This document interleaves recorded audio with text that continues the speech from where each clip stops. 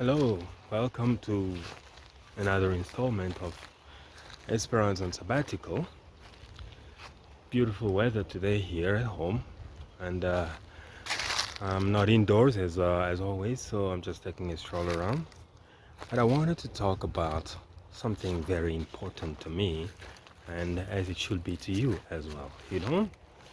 Being African, we often talk about it, but there is never really any resolution, and that is farming. Yes, that's the big F, farming.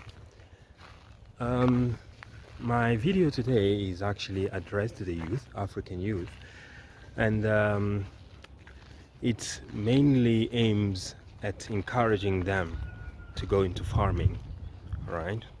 Because we are actually growing as a continent, and then there is an even larger population, that than there was 10 or 20 years ago, but we are falling short on food.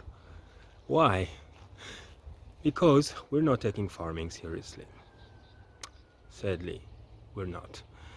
And our problem is this, and this is something that I have realized going throughout the continent, is that, everybody, all the young folks, want to go to school, very good, want to have degrees, and then want to get jobs with air-conned office, and live in the city, drive big cars, and basically that's a symbol of success in Africa.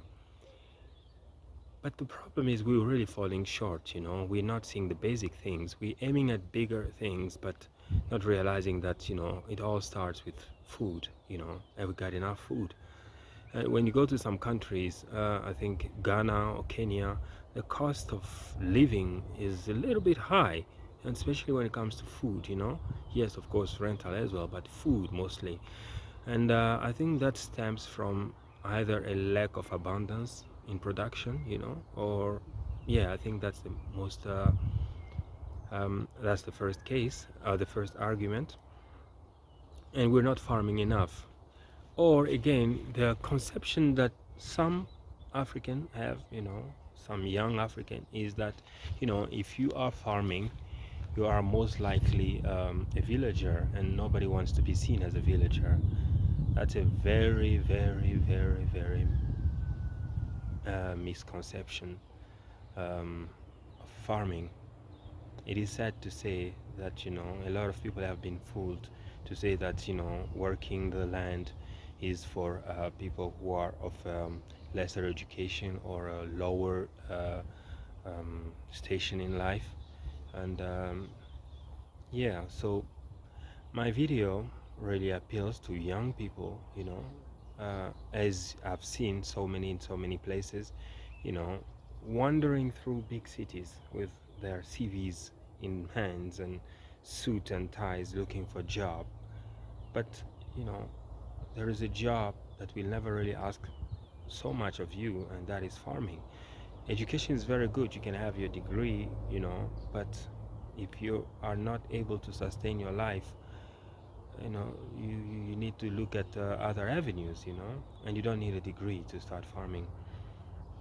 Now, I have a story to tell you. It was told to me by a friend, because it happened in his town. He comes from a small town in the Congo, so he was telling me this story here. Now, being from that town, there was a young lad, whose father passed on.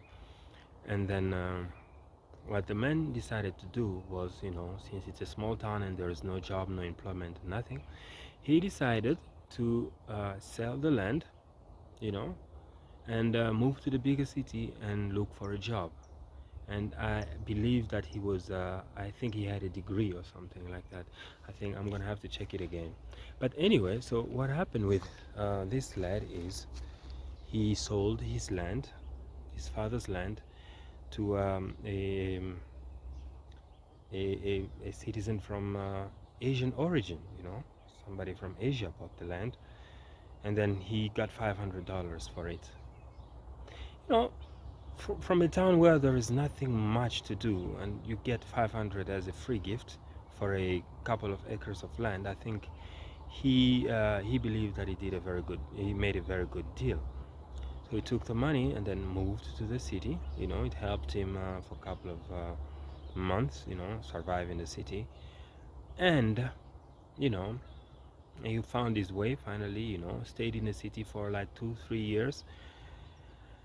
And after 2, 3 years, the man who was from the man from Asia actually planted um, pineapples, planted pineapples on the land.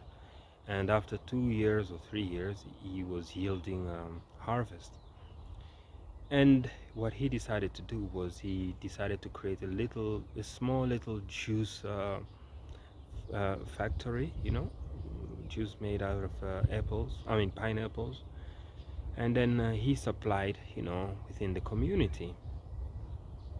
Now this young man, who sold his father's land to move to the bigger city, which is Kinshasa in this case here, uh, went back to his town, goes back to his town, and then realized that, on his ancestral land, there is actually a booming activity happening, And then he asked around and they told him, no, it's now a factory, they're doing juice, pineapple juice and stuff like that.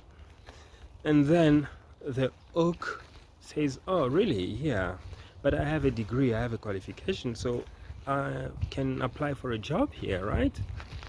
Yeah, his friends were like, okay, yeah, that's could be an idea, and I don't think they will say no to you because, you sold him the land on which this factory is right now.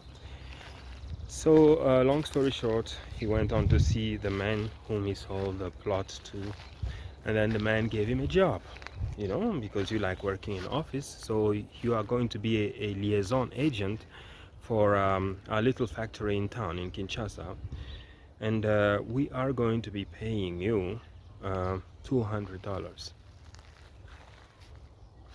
So he was expecting a huge salary, but they gave him $200, and then he had to settle for it because he couldn't really have a decent living in the city.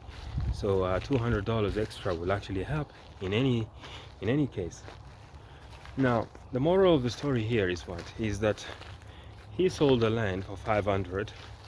Somebody took it, bought it, and then turned it into a profitable business, and then was able to hire him and pay him 200 a month. So if you think of it, had he done that himself, how much money do you think he would have been making? So we are being fooled here, we're chasing out after things that we think will make our lives better, but we're forgetting the basics. The basics is we have to feed ourselves, and then after feeding we need shelter. Now, so if you have, for instance, a land, like most people I'm sure do, ancestral land, some do not even want to talk about it or do not even want to have anything to do with it because hey, it's ancestral, so hey, for one reason or the other, they're out of it. But the point is, this land is our inheritance, and if we do not make good use of our inheritance, somebody else will. So what's the best way to honor, our forefathers than, using our lands and, and farm and feed ourselves and then maybe make a living out of it? So that is just food for thought, I really want us to think about that and then wonder, is it really worth it, Is it really worth it living and not being in control of food? You can't even control your own food production. You have to wait for others, to feed you. That's quite embarrassing.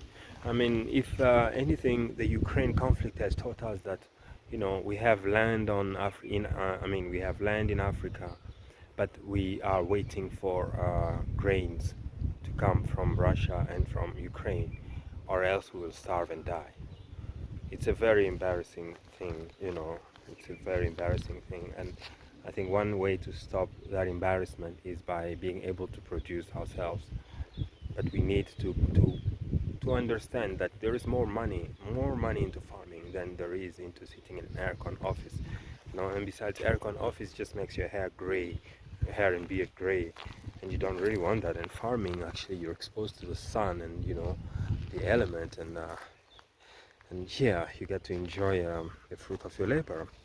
And it's not for villagers. Farming is for visionaries. Those who are farming are not stupid. I'll give you another example.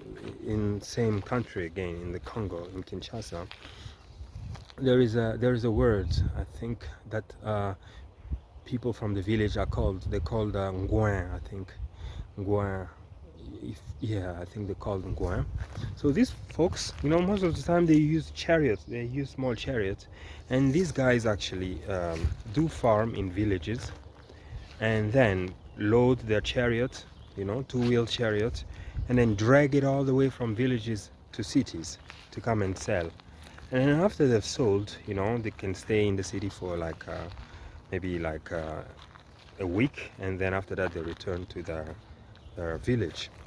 Now, you make fun of this man, call him a villager, but he comes and he sells you produce, he sells you food, and then he makes way more than you make in a month. He makes it in one transaction.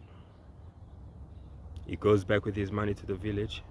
He's a happy villager, and you are a sad city dweller. So that's an equation that so many are finding themselves into.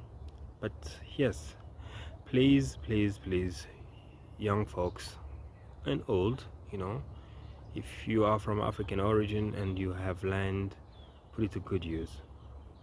Farm, feed your community and feed your country, because the way through to independence is through the stomach. You have to be full first before you address anything else.